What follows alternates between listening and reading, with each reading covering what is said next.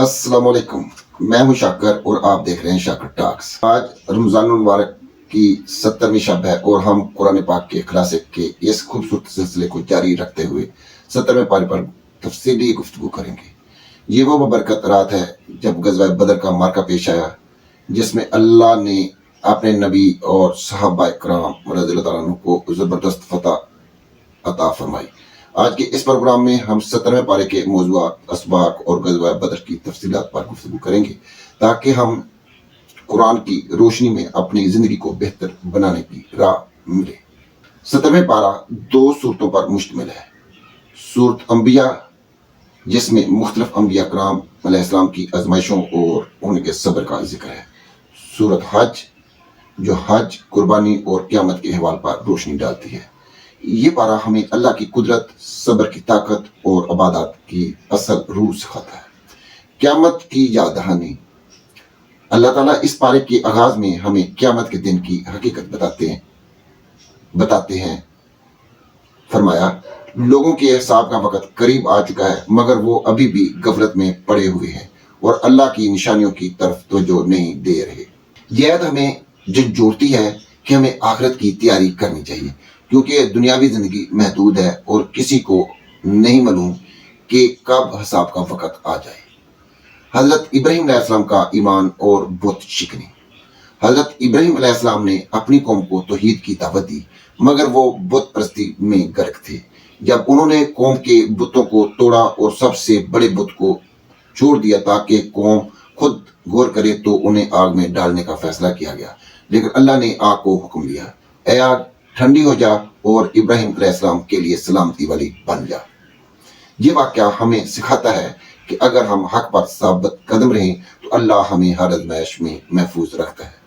حضرت یونس علیہ السلام اور اللہ کی رحمت۔ حضرت یونس علیہ السلام اپنی قوم کے ایمان نہ لانے پر ناراض ہو کر چلے گئے تو اللہ نے انہیں مچھلی کے پیٹ میں آزمائش میں ڈال دیا۔ وہاں انہوں نے دعا کی، اللہ کے سوا کوئی معبود نہیں، تو پاک ہے، بے شک میں ظالموں میں سے تھا۔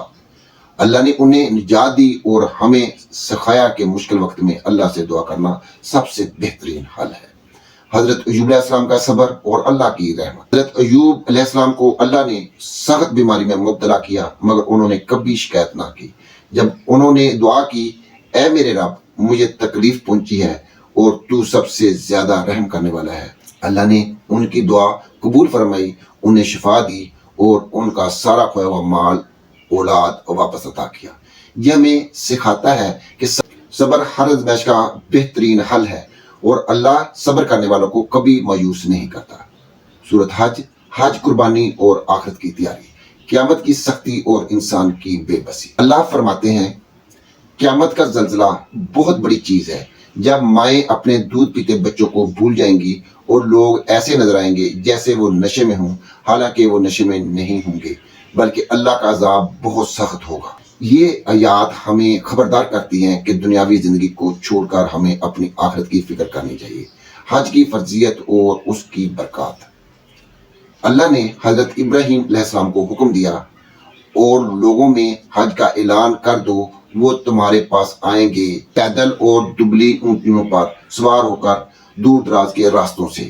یہ حج کی عظمت اور اس کی روحانی برکتوں کی نشاندہی کرتی ہے۔ قربانی کی اصل روح۔